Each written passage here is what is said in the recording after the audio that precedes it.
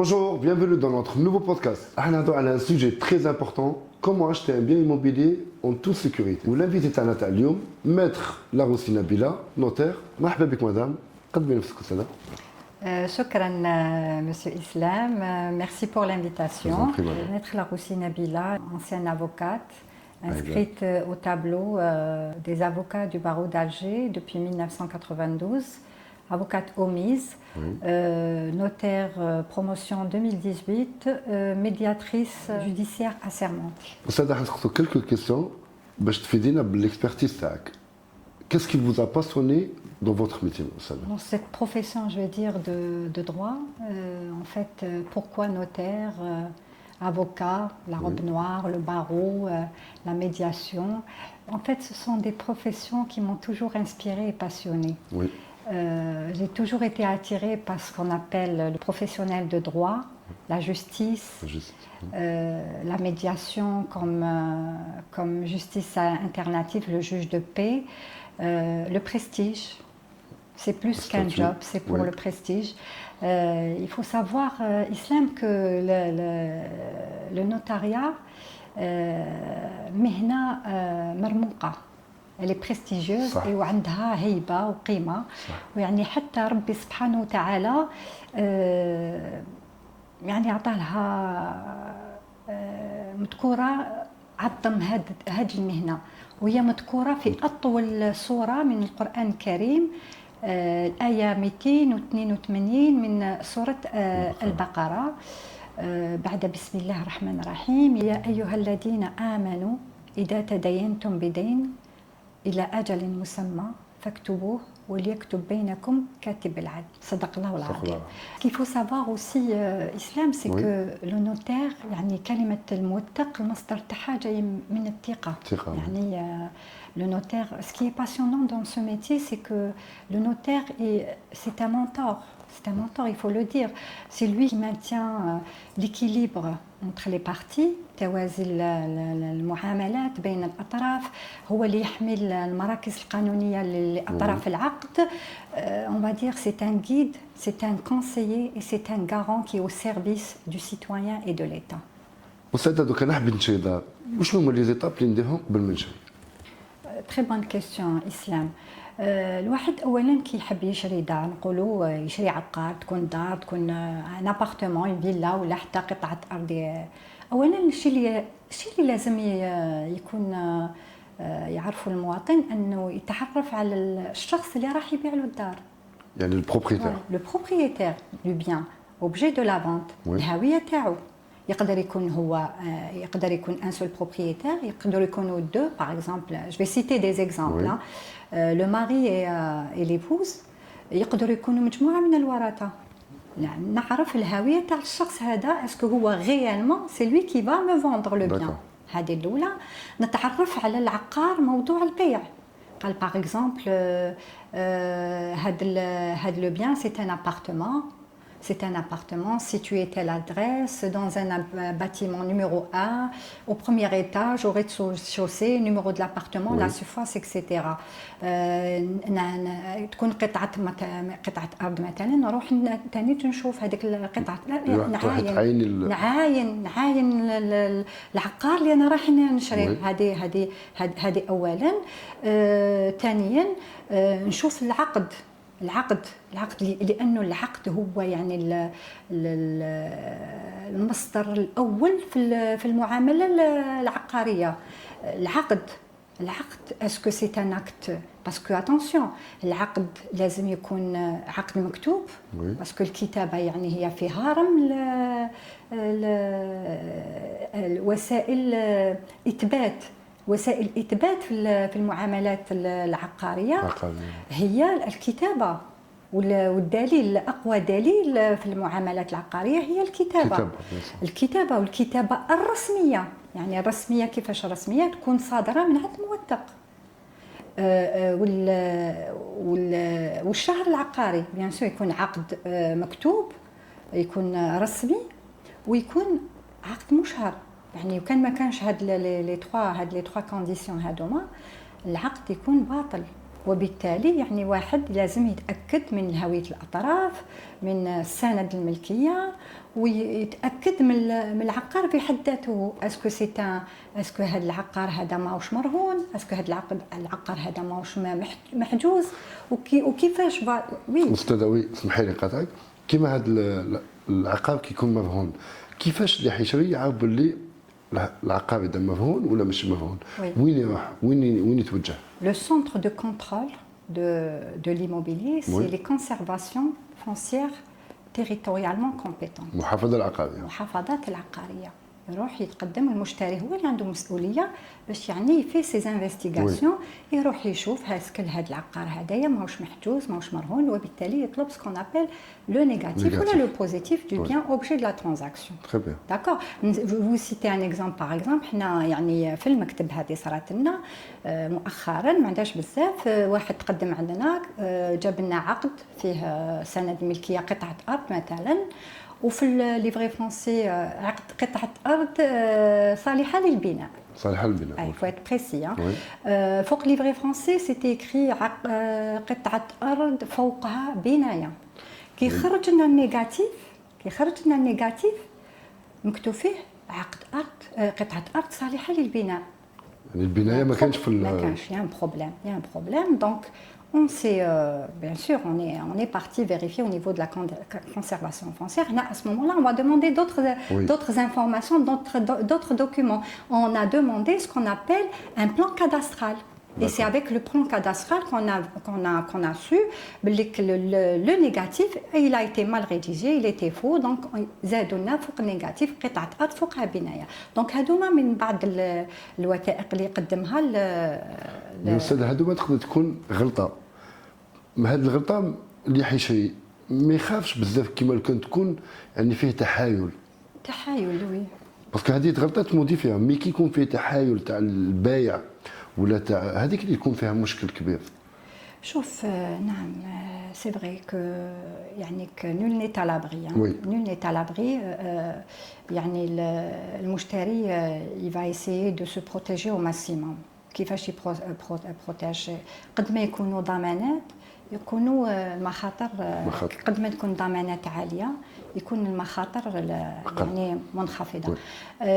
هو بيان سور il va faire كيما قلت لك سي انفستيغاسيون، il va demander un négatif، يتاكد من هويه الاطراف، يشوف العقد تاعو، السند الملكيه. السند الملكيه يقدر يكون عقد بيع، يقدر يكون عقد هبه، يقدر يكون عقد مبادله، يقدر يكون فون سور بلان باغ اكزومبل، ولا كان فون سور بلان لازم تكون عنده لا كونفورميتي لو بي في دو ريميز دي كلي. Quels sont les documents que l'acheteur et le vendeur doivent préparer avant la transaction immobilière?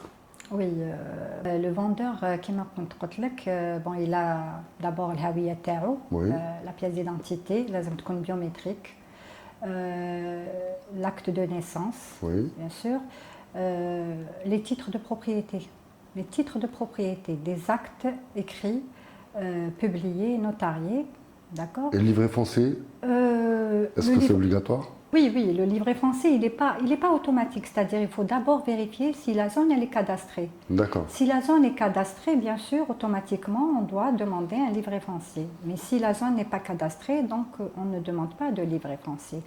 On demande juste l'acte de propriété et le négatif. Donc si la zone est cadastrée, on doit préparer un dossier et le déposer à la conservation pour avoir le livret foncier, c'est ça? Oui, tout à fait. Si la zone est cadastrée, d'abord il faut vérifier si la zone est cadastrée. Oui. Comment vérifier si la zone est cadastrée? Par exemple, dans notre cabinet, on est relié directement à la direction des domaines. Il y a une plateforme qui s'appelle l'Aqar. Le client il nous fait un plan de situation de son bien par une photo Google. On va demander ce qu'on appelle un CC6. Donc, si le bien n'est pas cadastré, le CC6, ils vont nous retourner le CC6, qu'on a fait non cadastré ou là en cours de cadastre. Donc, à ce moment-là, ce n'est pas cadastré. On va travailler tout simplement avec l'acte de propriété. Si le bien est cadastré, à ce moment-là, on va nous envoyer, nous retourner un document qui s'appelle le CC12.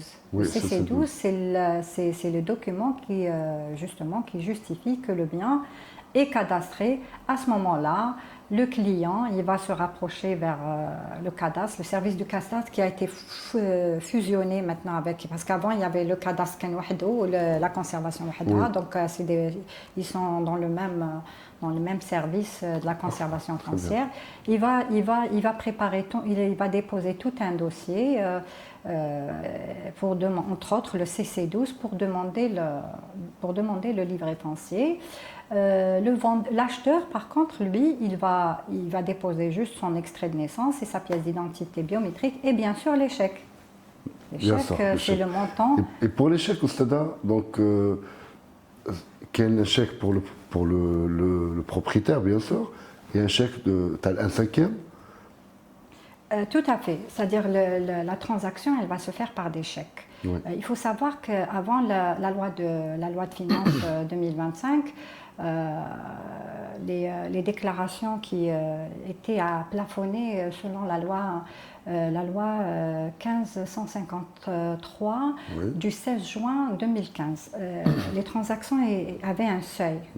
Quand elles dépassaient les 5 millions de dinars, le muamala لازم تكون عن طريق chèque. C'est-à-dire le 1/5, عن طريق les chèques, c'est-à-dire le 1/5 est libellé au nom de l'office public notarial, du notaire qui va établir le chèque, qui va faire la transaction plutôt, pardon, et le 4/5 il est au nom du vendeur. Oui. D'accord. Quand le seuil dépassait, quand la transaction dépassait les 5 millions de dinars. Tard 5 millions de dinars, on est dans l'obligation de bloquer juste le 1/5 sur la base du montant déclaré. D'accord. Donc avec la nouvelle loi de finances 2025, toutes les transactions, quel que soit le montant, le coût du bien, doivent se faire par des chèques. Ouais. 1/5 libellé au nom du l'OPN, Office oui. public notarial du notaire, et l'autre au nom du vendeur. Voilà. Parfait. Et quels sont les frais à prévoir à part le prix du bien? Qu'il y a ce qu'on appelle les frais de l'acte. Oui. Donc, c'est les frais de l'acte. Le vendeur, il est assujetti à 2,5% oui. pour les droits 2,5% des droits d'enregistrement. Sur la base de la valeur déclarée. L'acheteur il va payer les droits d'enregistrement de 2,5%, la publicité foncière et les droits du notaire. Très bien. Voilà. وستة عندي سؤال يعني كاين بزاف ناس حابين يعرفوا هاد لا بلو فاليو واش معناتها لا بلو فاليو اذا تقدري تفهمينا وشنو هي؟ Oui, la plus-value كما طرحت لي السؤال درك قلت لي quels sont les frais donc j'avais pas effectivement pas continué ma réponse. Il y a les frais de l'acte, les droits d'enregistrement de 2,5% sur la base de la déclaration du montant de la transaction qui sont à la charge du vendeur. Il doit aussi, le vendeur, payer ce qu'on appelle la plus-value. La plus-value, c'est la différence. C'est la différence entre le prix d'acquisition, le bien, la différence, c'est l'impôt sur la plus-value. Mais l'assiette imposable fait un calcul un peu spécial, je vais vous l'expliquer rapidement. C'est-à-dire l'assiette imposable. D'abord, la plus-value, elle fait un abattement de 5% à partir de la 5e année qui va jusqu'à moins 50%. Pour dégager la plus-value, d'abord, avec le montant, on va déduire aussi les frais et taxes, c'est-à-dire le droit d'enregistrement, publicité foncière, le notaire au moment de l'acquisition. نزيدو نحيو لها les droits d'enregistrement اللي خلصهم في la nouvelle transaction à la vente. À ce moment-là, c'est à ce moment-là qu'on va appliquer les 15% sur la base imposable.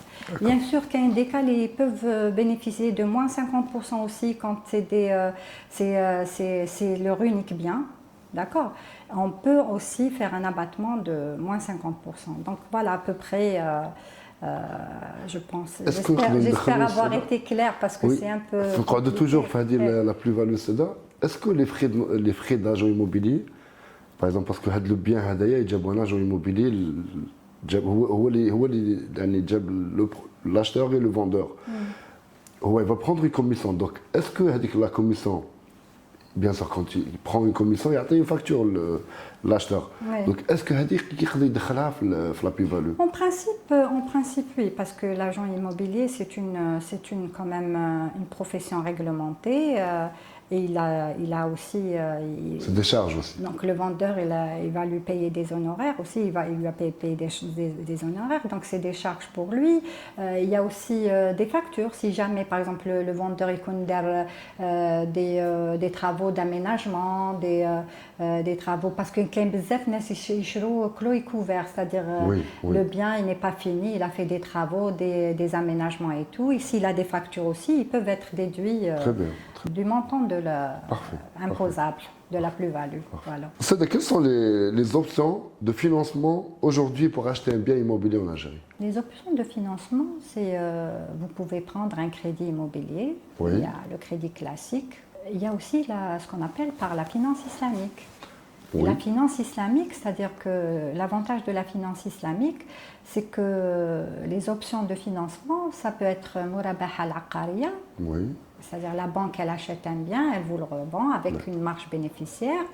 Et il y a aussi ce qu'on appelle par Ijara al-Muntahiya bit-Tamlik. Ijara, c'est comme le cas à l'ADL, par exemple, les locations en vente. C'est-à-dire la banque, elle achète un bien, elle va vous le relouer pour une durée X. Après, avec un loyer, vous allez payer un loyer. Et après le loyer, après la date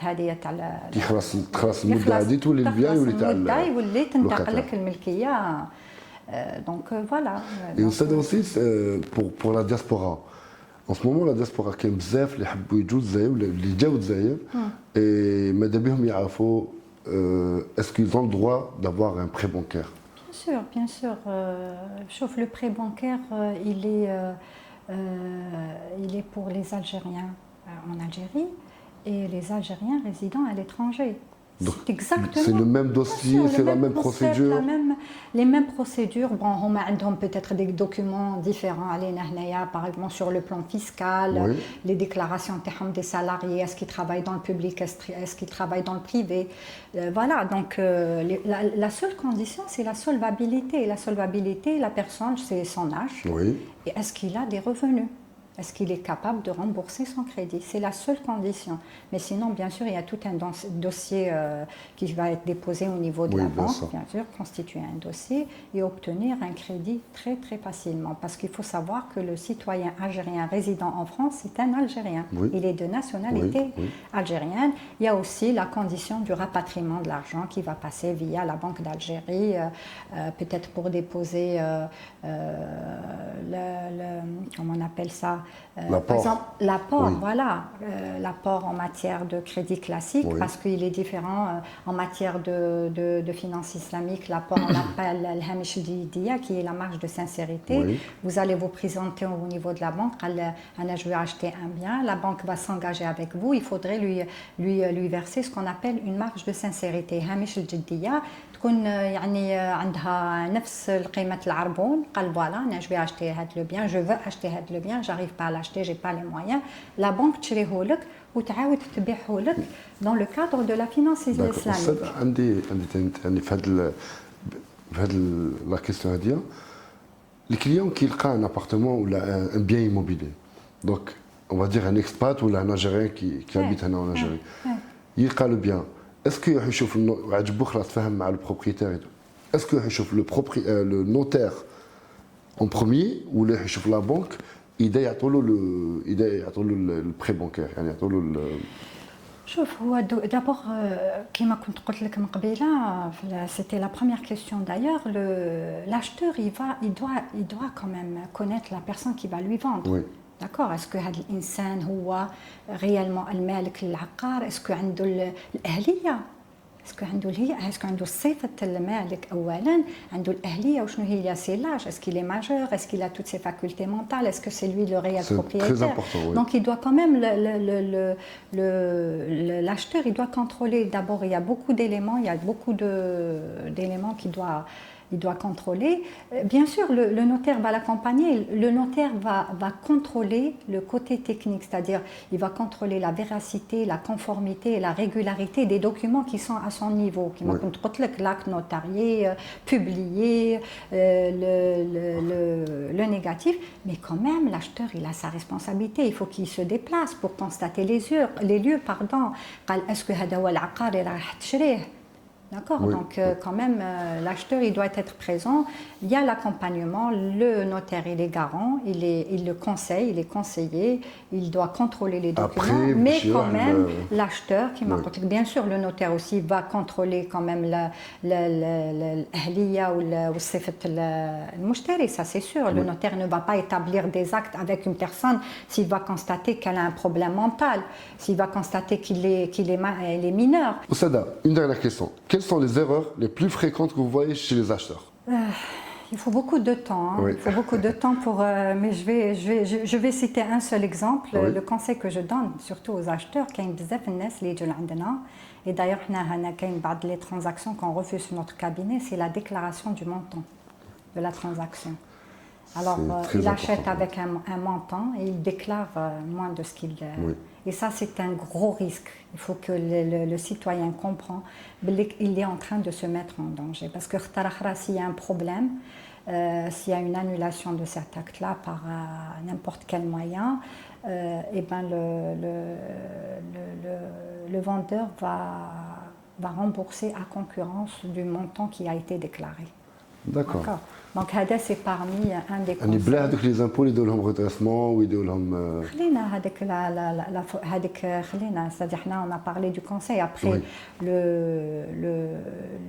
le vendeur bien sûr s'il y a une déclaration une mauvaise déclaration oui. du montant de la transaction qui est flagrant il risque un problème fiscal الدولة تقدر تشفع كاين le vendeur يقدر يعاود يولي على l'acheteur pour des procédures تاع الغبن كاين بزاف يعني الوقت غير كافي باش نقدروا نشرحهم بصح surtout l'acheteur il doit savoir une chose que هذا l'exemple بالذات il se met lui-même en danger plus l'État le protège قد ما الدولة يعني الدولة راح تحميه القانون بلوتو المشرع راح يحميه هو راح يحط روحه هو في هذا المشكل هذا لو بوين هذا تري امبورطون يعني لا ديكلاراسيون كاين بزاف ناس يعني moi je suis dans l'immobilier plus de 10 ans كاين بزاف ناس تعاملت معاهم اللي كيلحقوا هذا النوتير يقول لي لا ماذا بيا نديكلاري قل باش نخلص وانا نقول لهم لا il faut vraiment déclarer ok déclarer دوكا تخلص شويه زياده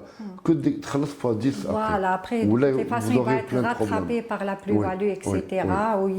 Il faut aussi même les notaires ينصحوا oui bien sûr c'est ce que j'ai dit tout à l'heure quand vous moi j'ai eu affaire à vous et sincèrement vous m'avez conseillé انا عطيتيني لي ديتاي اللي لازمين اللي بالك يا دوطخ نوتير مي حنايا شوف المكتب تاعنا هذا هو لا دوفيز تاعو دابور جو فوز اي دي de par la loi le notaire les missions du notaire c'est d'être garant protéger conseiller حنا ننصحوا الزبون ننصحوا الاطراف parce que le notaire c'est le juge de volonté des parties هو قاضي إرادة الأطراف الموثق عنده واجب النصح حنا on vous conseille d'ailleurs quand vous êtes venu chez nous au cabinet la première fois on vous a dit nous sommes joignables avant au milieu après la transaction posez toutes les questions qu'il faut nous sommes joignables même sur les réseaux sociaux on peut vous répondre à n'importe quel moment si vous avez des questions que vous avez oublié de poser vous pouvez les poser par la suite